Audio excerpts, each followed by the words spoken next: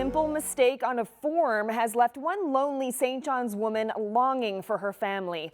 Lena Raju has been trying to bring her family from India to Newfoundland for nearly 8 years, but just when she thought they were doing everything right, one wrong stroke of a pen ruined it all.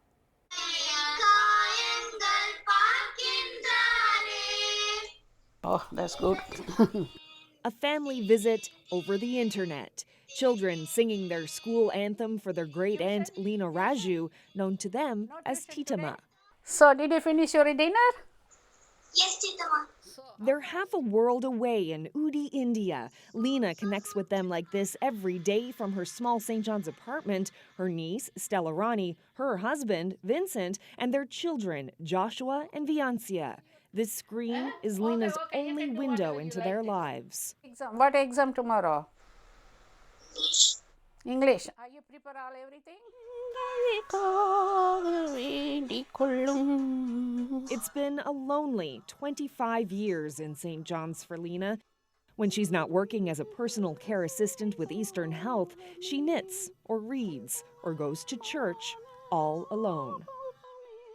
No one is here to say good night or good morning. Lena never married, never wanted to. I want to do something different in my life.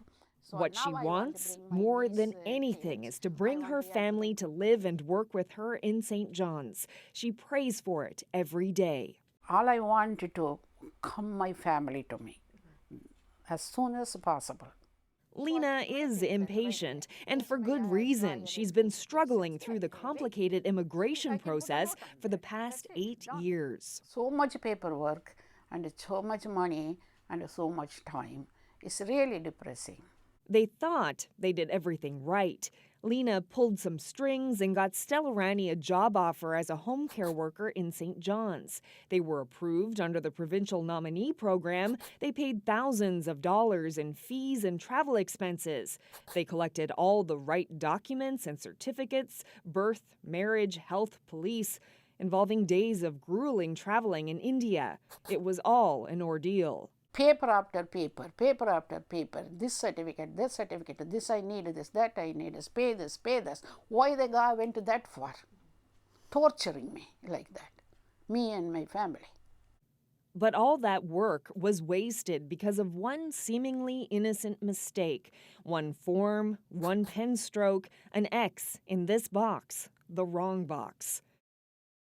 What happened is this. Nearly 8 years ago, all the way back in 2009, Lena found a job for Stella Rani as a nanny for a pregnant mother in St. John's. That woman started the sponsorship process, but then found out it would take 28 months for approval. By then, her unborn baby would be a toddler. She told me, Lena, I'm sorry, because we can't wait for a 28 month. I can understand that. So she wrote a letter canceling the sponsorship. But that letter didn't stop the work visa application. They didn't know it, but that application continued through the system. And in 2012, it was denied by an immigration officer in Sri Lanka who didn't think Stella Rani could become economically established, because by that time, the sponsorship and caregiver job were long gone. But we never received nothing. But Lena says no refusal letter ever arrived. Not in St. John's, not in India. So when this form asked if Stella Rani had ever been refused a work visa, she ticked no. The truth, as far as they all knew, but that discrepancy was caught and labeled a misrepresentation. So the family was denied. This stands out as requiring a remedy. When former MP Jack Harris found out about the situation, he tried to help Lena and her family. This is something that happened inadvertently, without any ill intention, in good faith, a proper answer to a question, a box that you tick off. Surely that shouldn't decide your fate forever. Well, it did decide the family's fate for 5 years at least. As a penalty, they are banned from applying again until 2020. Their tiny mistake has big consequences. Extremely harsh, extremely arbitrary, no right of appeal. I think it's a terrible miscarriage of justice. In 2015, Harris brought Lena's case to then Immigration Minister Chris Alexander, hoping he would intervene. But then the election happened and Harris was suddenly out, and so was Alexander. You would hope that the new minister and the new government would be sympathetic to a case like this and be willing to reopen it and reconsider it. I believe in the Holy Spirit, the Holy Catholic Church. Lena is tired of being lonely, and after decades of looking after other people as a home care worker, she now wonders who will take care of her. I'm a Newfoundlander. I want someone with me. If anything happen, if I'm going to driving, if I'm accident or something, I need someone to call. Suppose I died, I need someone to do for things. So I need somebody. We're a community of immigrants. Lena's only hope is to get the attention of the new immigration minister, Ahmed Hussan, which she's trying to do through her new MP, Nick Whalen. Please help me to bring my family.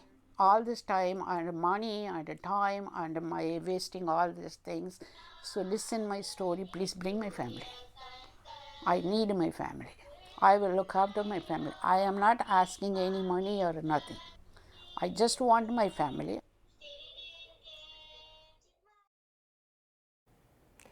Well, Lena's MP, Nick Whalen, says she and her family do have another option. They can start from scratch. Whalen contacted the immigration minister's office and was told Lena would have to start the process again, reapply, and include a request that the penalty for misrepresentation be reconsidered.